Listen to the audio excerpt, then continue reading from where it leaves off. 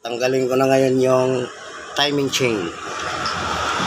Unahin natin itong tensioner.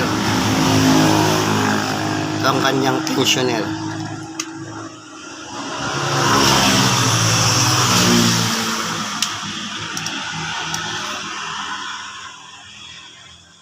Dalawang numero G's or 1/4 na bolt.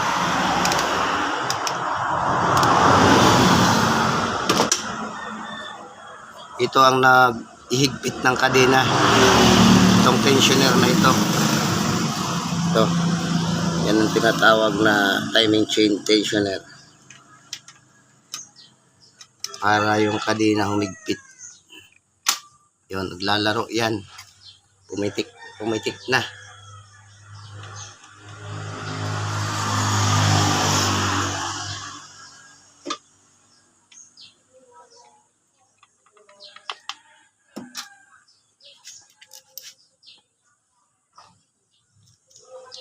Yan, tensioner, timing chain tensioner. Yan, lalaro yan. Didiinan mo yan dyan para bumaon. Yan. Okay.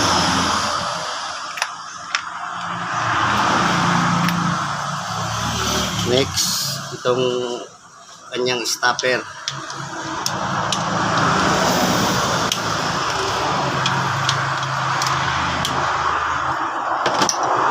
Tinanggal natin yung timing chain, siyempre mawawala na sa timing yan kasi pumihit na itong mga camshaft.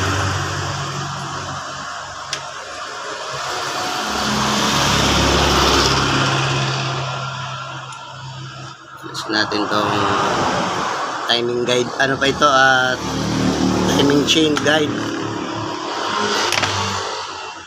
Pwede na natin ito tanggalin na kadena.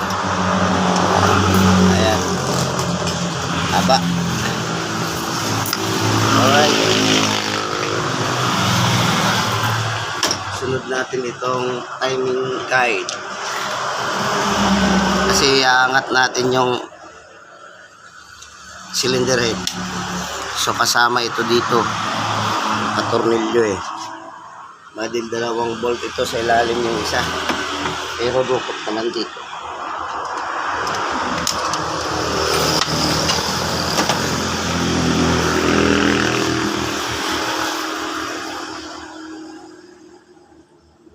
Dalawa yan? Oo, kabilaan yan, timing guide ito. Importante itong timing guide na ito, itong timing guide niya. Kasi pag wala ito, papalag yung kadena, tsaka gagasgas dyan sa tabi.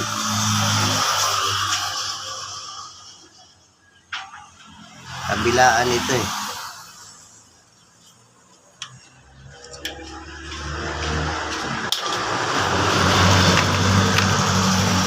Okay.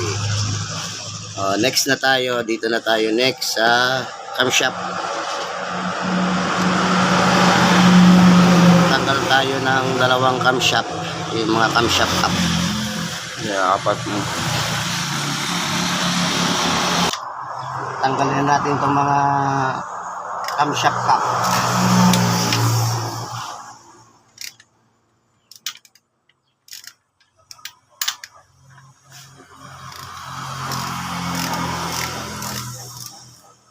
May mga numbering dapat ito. 1, 2, 3, 4, 5. So meron din ito. Mamarka natin mamaya. Sa 2, 3, 4, 5 cup. Ito natin mga bolt. Ayan. Camshaft bolt.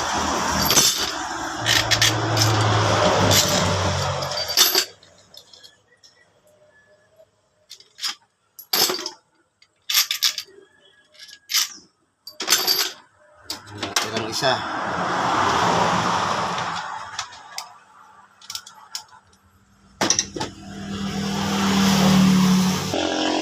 Isayin natin tong camshaft cap number 2. Yan, number 1, 2, 3, may mga number naman.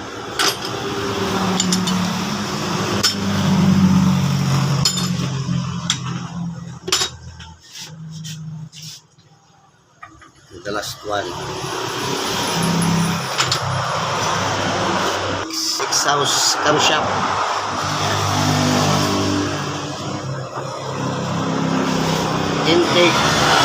Intake camshaft.